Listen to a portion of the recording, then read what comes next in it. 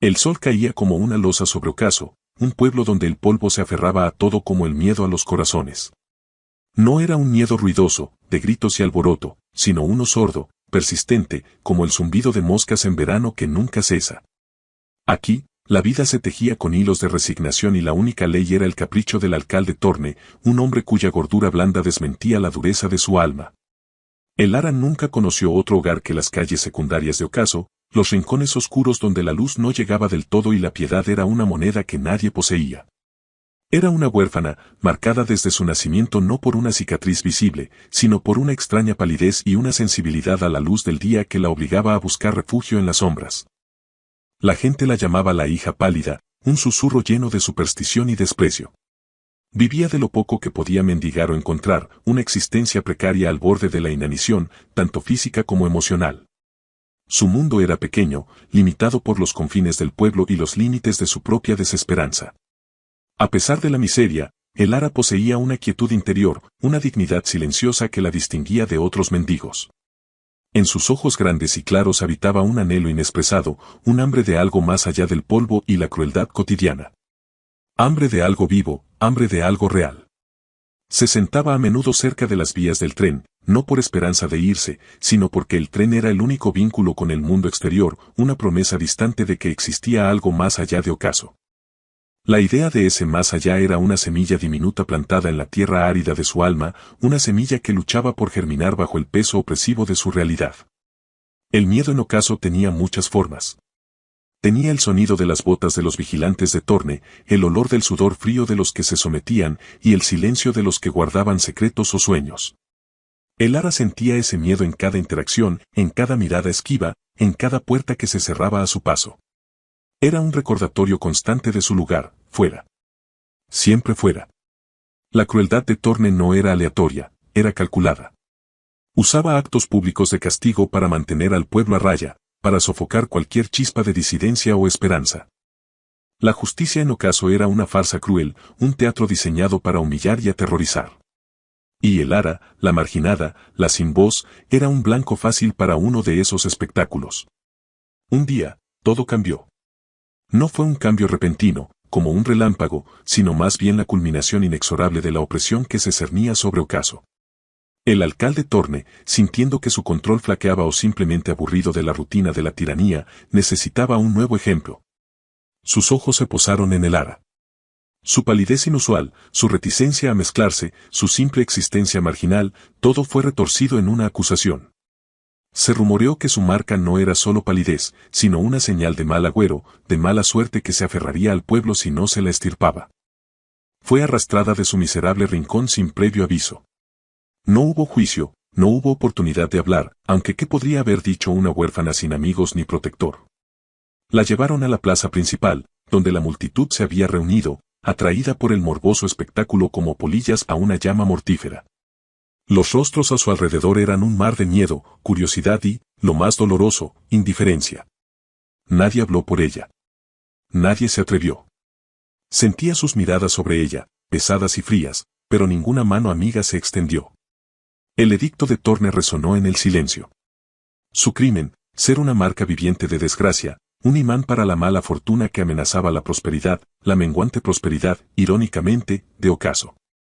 Su castigo, ser entregada al destino, a la fuerza imparable que simbolizaba el mundo exterior al que nunca perteneció del todo, el tren. La arrastraron hacia las vías.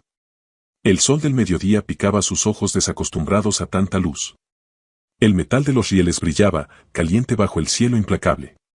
Sintió el calor a través de las suelas finas de sus zapatos rotos. Dos hombres corpulentos, con rostros curtidos por el sol y las órdenes de Torne, la forzaron a arrodillarse junto a uno de los rieles. Sus manos temblaban ligeramente mientras manipulaban las cadenas. Cadenas gruesas, frías al principio, pero que rápidamente absorbieron el calor del metal subyacente. Una en un tobillo, luego la otra, sujetándola firmemente a la vía. El clic del cerrojo fue un sonido definitivo, un golpe de sentencia que resonó más fuerte que los rumores en el pueblo. Una oleada de pánico puro la inundó, fría y paralizante. No había podido llorar hasta ese momento, la conmoción y el miedo habían mantenido las lágrimas a raya. Pero ahora, encadenada, vulnerable, con la realidad de su destino clavándose como astillas en su alma, las lágrimas brotaron, silenciosas y amargas. No eran lágrimas de súplica, sino de desesperación abrumadora. Desesperación por una vida no vivida, por sueños no cumplidos, por una libertad que nunca conoció pero que ahora anhelaba con una intensidad insoportable. La multitud observaba. Algunos bajaron la mirada, incapaces de presenciar la crueldad. Otros, los más fervientes seguidores de Thorne o los que se sentían más seguros en su propia insignificancia al ver a alguien más bajo, observaban con una quietud que era casi tan horrible como la crueldad activa. El alcalde Thorne se mantuvo erguido, su sombra proyectándose sobre los rieles, una figura hinchada de autoridad satisfecha. El tiempo se estiró y se contrajo. Elara se arrodilló sobre la grava, sintiendo las pequeñas piedras hundiéndose en sus rodillas. El sol quemaba su piel pálida. Podía oler el aceite rancio de las vías y el sudor de la multitud. Su aliento era superficial. Cerró los ojos por un momento, tratando de encontrar algún rincón dentro de sí misma donde el miedo no la alcanzara. Pensó en la poca belleza que había encontrado, el color inesperado de una flor silvestre que crecía obstinadamente entre las piedras, el breve canto de un pájaro al amanecer, la forma de las nubes contra un cielo limpio. Pequeños fragmentos de vida en un mundo de muerte lenta. Entonces lo oyó. Un sonido distante, como un lamento prolongado. El silbato del tren. Al principio, débil, casi indistinguible del viento o el propio latido tembloroso de su corazón. Pero se hizo más fuerte. Más claro. Una vibración sutil comenzó a moverse a través de los rieles, sintiéndola en sus tobillos encadenados, subiendo por sus piernas. El tren venía. El pánico volvió, esta vez con una furia renovada. Tiró de las cadenas, un movimiento inútil que solo raspó su piel y la dejó sin aliento. Miró hacia la dirección de donde venía el sonido. Una columna de humo se alzaba en el horizonte, una mancha oscura contra el azul implacable. La mancha crecía. El sonido se convertía en un traqueteo rítmico, un tambor de muerte que se acercaba. Sus ojos escanearon los rostros de la multitud, una última súplica silenciosa. No encontró ayuda. Solo la expectación inmóvil, la anticipación de un final horrible que reafirmaría la ley de ocaso. Algunos parecían casi aliviados, como si su sacrificio apaciguara a los dioses o al destino que temían. Otros miraban fijamente al horizonte, hacia el tren. El traqueteo era ahora un rugido. La máquina negra y enorme se perfilaba, sus faros brillando incluso a la luz del día. Podía distinguir los detalles, la forma de la locomotora, el movimiento de las ruedas de acero. El aire vibraba con su poder. Elara cerró los ojos con fuerza, apretando los puños sobre la grava. Respiró hondo, el olor a metal caliente y carbón quemado llenando sus fosas nasales. Este era el final. La pequeña semilla de esperanza en su corazón se marchitó. Pero entonces, en medio del creciente estruendo del tren, oyó otro sonido. Un galope. Rápido, fuerte, acercándose no por las vías, sino por el camino polvoriento que corría paralelo a ellas. ¿Quién sería tan imprudente como para acercarse a la bestia de acero? Abrió los ojos. Una figura a caballo, envuelta en una capa oscura, galopaba con una velocidad asombrosa. No llevaba el uniforme de Thorne ni las ropas desgastadas de los habitantes de Ocaso. Cabalgaba con un propósito implacable, directamente hacia ella. La figura llevaba algo que parecía una máscara o un pañuelo que le cubría el rostro, dejando solo los ojos visibles. Eran ojos que parecían ver a través de todo el miedo y la miseria de aquel lugar. La figura saltó del caballo con una agilidad asombrosa, aterrizando cerca de ella. El tren estaba a menos de 100 metros, su silbato sonando un bramido triunfal. La figura desenvainó algo que brilló al sol, no un arma de fuego, sino una herramienta, una especie de cizalla robusta. El corazón de Elara dio un vuelco. ¿Podría ser? Los vigilantes de Thorne, paralizados por la sorpresa inicial, reaccionaron. Gritaron y corrieron hacia la figura. Pero el desconocido era increíblemente rápido. Se agachó junto a Elara, la cizalla en sus manos cubiertas por guantes. Con movimientos precisos y poderosos, la aplicó a las cadenas. El sonido del metal cediendo fue ensordecedor, un clank que pareció perforar el propio rugido del tren. El primer grillete cedió. Sintió una liberación en un tobillo. La figura se movió al otro lado. El tren estaba casi encima de ellos. El calor del vapor, el olor a metal y aceite eran abrumadores. La figura hizo fuerza de nuevo. Clank. El segundo grillete se abrió.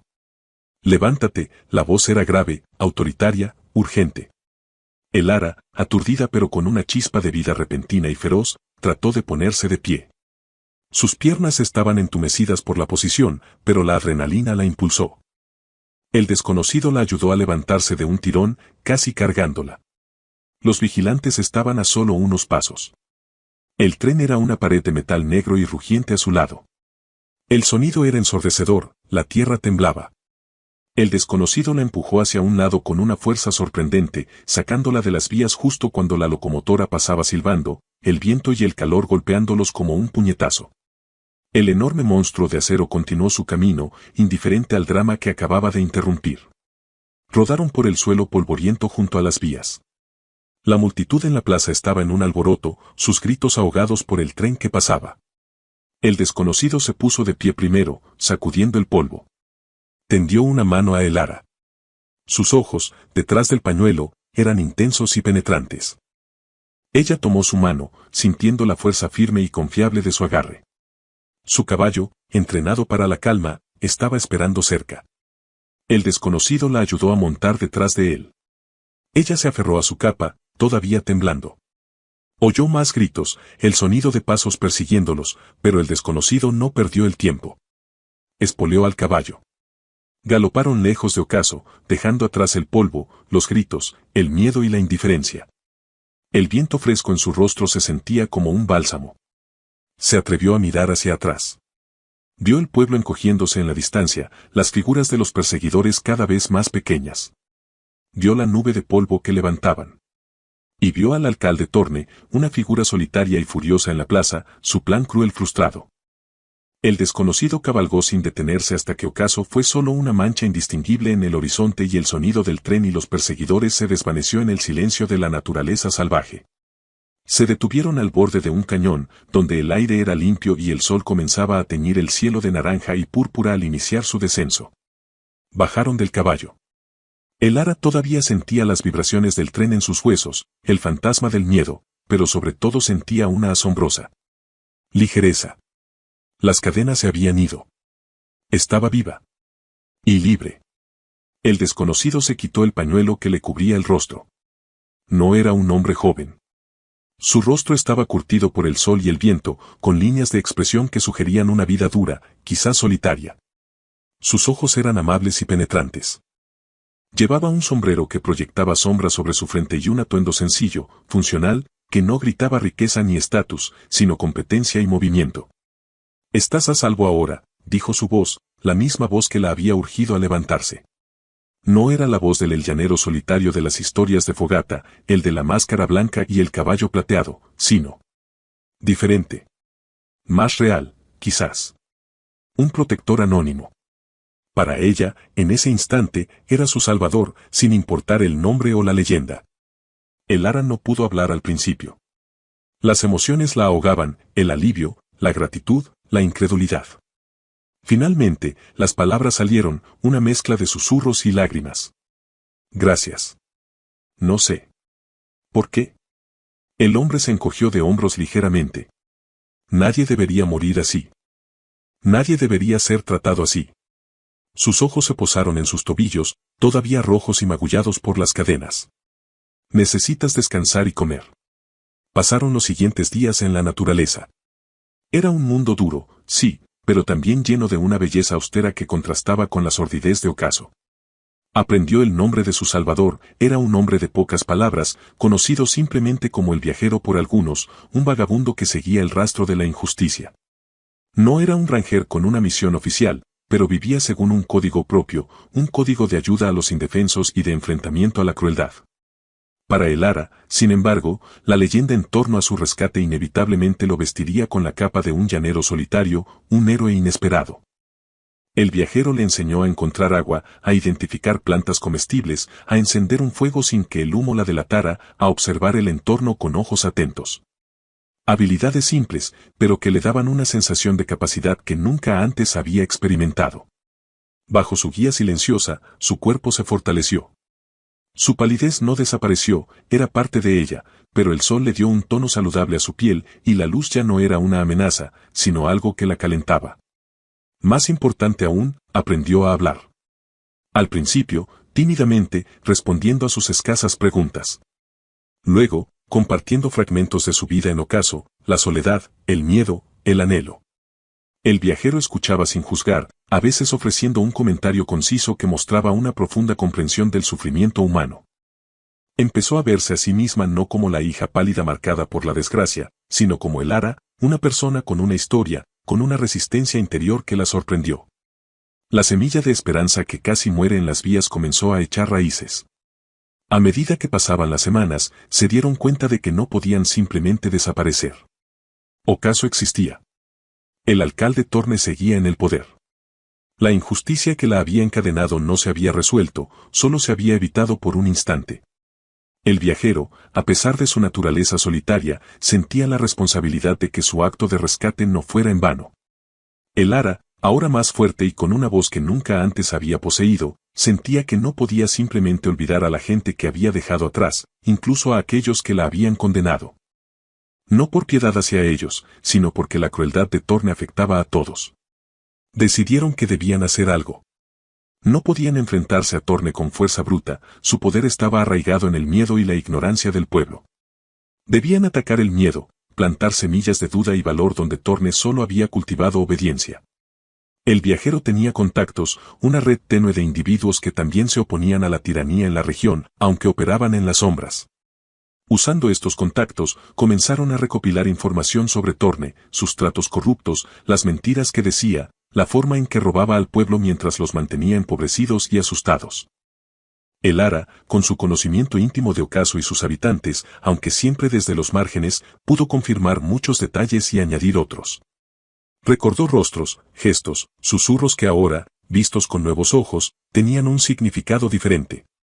Su plan no era una confrontación directa con armas, sino con la verdad. Decidieron que debían exponer a Torne de una manera que el pueblo no pudiera ignorar, y que el Ara, la que había sido condenada y supuestamente destruida, debía ser la portadora de esa verdad. Su supervivencia y su regreso, libre y erguida, serían un símbolo más poderoso que cualquier panfleto. Se acercaron a Ocaso bajo la cubierta de la noche. El Ara no sintió el antiguo miedo que solía atenazarla al pensar en el pueblo. Sentía determinación. Era diferente regresar por elección, con un propósito, que ser arrastrada contra su voluntad. El viajero tenía un escondite en las afueras, una vieja cabaña abandonada que serviría como base. La noticia del rescate, distorsionada y exagerada por el miedo y la superstición, ya se había extendido. Se decía que el Ara había sido llevada por un espíritu del desierto, que el tren no la había tocado porque estaba protegida por fuerzas oscuras o benignas, dependiendo de quien contara la historia. Torne intentó sofocar los rumores, insistiendo en que ella había muerto y que cualquiera que afirmara lo contrario era un mentiroso subversivo. Pero la duda ya estaba sembrada. Verla encadenada y el tren acercándose, y luego el paso del tren sin que se oyera un grito. Era algo que la gente no podía reconciliar fácilmente con la versión oficial. El viajero y el Ara trabajaron juntos. Él usó sus habilidades para colocar discretamente panfletos en lugares clave durante la noche, pegados en las puertas de la iglesia, en las paredes de la cantina, en el tablón de anuncios de la plaza.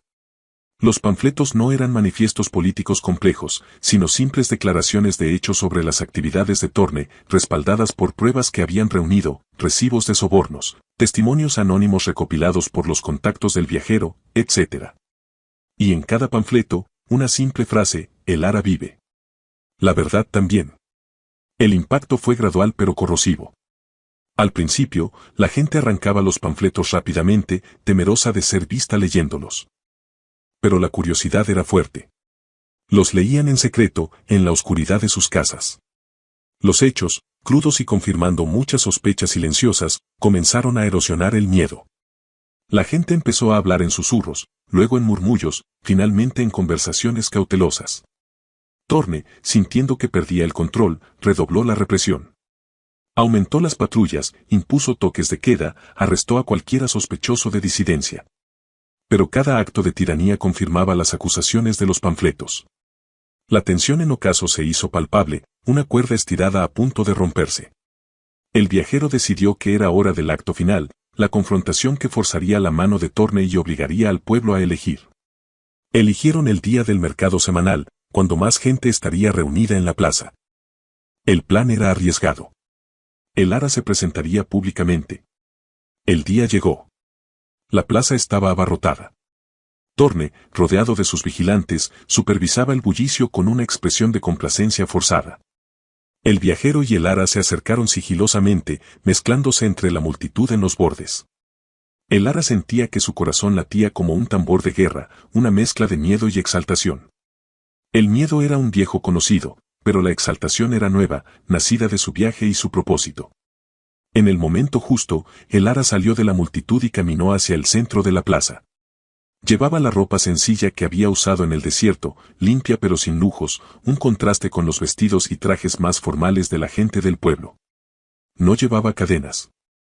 Caminaba con la cabeza alta, sus ojos claros fijos en el alcalde Torne. Un silencio se extendió por la plaza, comenzando como una ola que se propagaba desde donde ella estaba. Las conversaciones se detuvieron. Las cabezas giraron. Los ojos se abrieron con incredulidad, asombro y, en algunos casos, renovado temor. Es ella, la hija pálida, está viva. Los susurros estallaron, luego disminuyeron de nuevo en un silencio tenso cuando Torne la vio.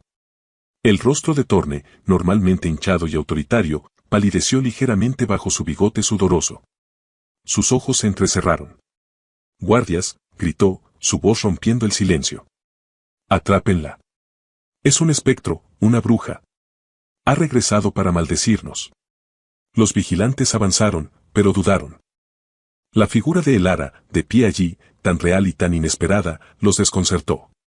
Ya no parecía la criatura asustadiza que habían arrastrado a las vías. Había una fortaleza en su postura, una luz en sus ojos que no reconocían. «No soy un espectro», dijo Elara, su voz clara y sorprendentemente fuerte, resonando en el silencio. «Soy Elara. La misma a la que encadenasteis a la muerte en esas vías». Señaló hacia las vías cercanas. «Pero no morí. Porque la verdad es más fuerte que vuestras cadenas. Y la esperanza viaja más rápido que vuestros trenes». Sus palabras fueron simples, pero el efecto fue profundo. El simple hecho de que estuviera allí, viva y hablando, desafiaba la narrativa de Torne. «Silencio. Es una mentirosa», rugió Torne, recuperándose. «Llevaosla. Tiene que terminar lo que el tren empezó». Los vigilantes se movieron con más determinación esta vez, impulsados por el miedo a la ira de Torne. Pero antes de que pudieran alcanzarla, el viajero actuó. No hubo violencia a gran escala. Con una precisión asombrosa, el viajero, que había estado observando desde el borde de la multitud, lanzó algo al aire, no era una piedra, sino una pequeña bolsa de tela. Voló por el aire y aterrizó directamente a los pies de Torne. «El pueblo tiene derecho a saber lo que hay en esa bolsa, Torne», dijo el viajero, su voz resonando con calma pero con una autoridad innegable. «Los recibos, los tratos, los nombres de los que has robado y oprimido. Tu verdad, alcalde, no la nuestra». Torne, sorprendido, miró la bolsa a sus pies. Por un instante, pareció desconcertado. Luego, el pánico cruzó su rostro. Sabía lo que había allí. Se agachó instintivamente para recogerla, pero era demasiado tarde. Algunos de los habitantes del pueblo, envalentonados por las palabras de Elara y la aparición del misterioso viajero, se adelantaron. Eran hombres y mujeres que habían sufrido bajo el yugo de Torne. No llevaban armas, pero sus números y su determinación silenciosa eran intimidantes. Bloquearon el camino de los vigilantes. La plaza se convirtió en un punto muerto tenso. Elara de pie, serena pero firme. Torne, pálido y temblando. El viajero observando desde la distancia una presencia silenciosa pero poderosa. Y el pueblo, observando, midiendo, el miedo luchando contra una nueva chispa, la posibilidad de un cambio. «Miradme», dijo Elara de nuevo, elevando un poco más la voz. «Fui encadenada porque tenían miedo. Miedo de lo que no entendían, miedo de cualquiera que no se sometiera. Pero ese miedo no me mató. Me liberó». Señaló a Torne. «Él os encadena con mentiras y miedo. Pero las cadenas solo tienen poder si creéis que no podéis quitároslas». Un murmullo recorrió la multitud. La simple audacia de sus palabras, viniendo de la marginada que habían dado por muerta, fue electrizante.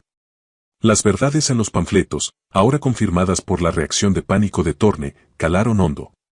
Los vigilantes miraron a Thorne, luego al pueblo, luego a Elara. Vieron la duda en los rostros de la gente, la creciente indignación. Vieron que Thorne ya no era el amo incontestable.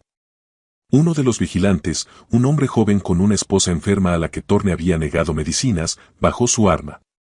Luego otro. Pronto, la mayoría de los vigilantes retrocedieron, negándose a defender a un tirano expuesto ante la verdad. Thorne, abandonado por sus hombres y enfrentado por el creciente desafío del pueblo, supo que había perdido. Sin el miedo como su arma, no era más que un hombre gordo y corrupto. La multitud comenzó a avanzar, no con violencia, sino con una determinación tranquila y firme. Querían respuestas. Querían justicia. El viajero se acercó a Elara. Tu trabajo aquí ha terminado, dijo en voz baja. Plantaste la semilla. Ahora les toca a ellos cultivarla. Elara miró al pueblo. Vio el comienzo de un despertar, lento y difícil, pero real. Vio rostros que antes solo mostraban indiferencia o desprecio, ahora iluminados por una mezcla de vergüenza, esperanza y rabia justa. No quería venganza, no quería gobernar. Solo quería ser libre y haber significado algo. Y lo había logrado. ¿Y tú?, preguntó, mirando al viajero. Mi camino me llama a otro lugar, respondió él. Hay más lugares donde las cadenas necesitan romperse. Sus ojos se encontraron con los de ella, y en esa mirada hubo una conexión profunda, el reconocimiento de dos almas que habían compartido un momento pivotal de libertad y valentía. No era el romance apasionado de las baladas, sino algo más tranquilo, más sólido, el vínculo forjado en el peligro y el respeto mutuo. Se despidieron con un simple gesto, un asentimiento. El viajero se montó en su caballo y cabalgó, desapareciendo tan silenciosamente como había llegado. Elara lo vio irse, sintiendo una punzada de tristeza, pero también la comprensión de que su destino no era seguirlo, sino quedarse, al menos por un tiempo, y ver qué crecería de la semilla que habían plantado. El pueblo de Ocaso no se transformó de la noche a la mañana en una utopía. El cambio fue lento, lleno de contratiempos y luchas. Thorne fue depuesto, su corrupción expuesta completamente. Se formó un consejo temporal, hombres y mujeres que habían sufrido pero que también tenían la visión de un ocaso diferente. Elara, la antigua marginada encadenada a la muerte, no buscó el poder. En cambio, se convirtió en algo más importante, un símbolo. Su historia, la de la chica que sobrevivió al tren y regresó con la verdad, se convirtió en una leyenda local, no de superstición, sino de resiliencia y esperanza. La gente ya no veía su palidez como una marca de maldición, sino como un recuerdo de la oscuridad de la que habían escapado y la luz que ahora buscaban. Se dedicó a ayudar a otros. Usó su conocimiento de los rincones oscuros del pueblo y su nueva voz para abogar por los más vulnerables, los ancianos, los huérfanos, los que todavía tenían miedo. No tenía grandes discursos, pero sus palabras eran honestas y llevaban el peso de su experiencia. Enseñó a los niños a leer los panfletos que contaban la verdad, para que nunca más fueran engañados. Elara nunca olvidó al viajero, el hombre que llegó como un llanero solitario para romper sus cadenas.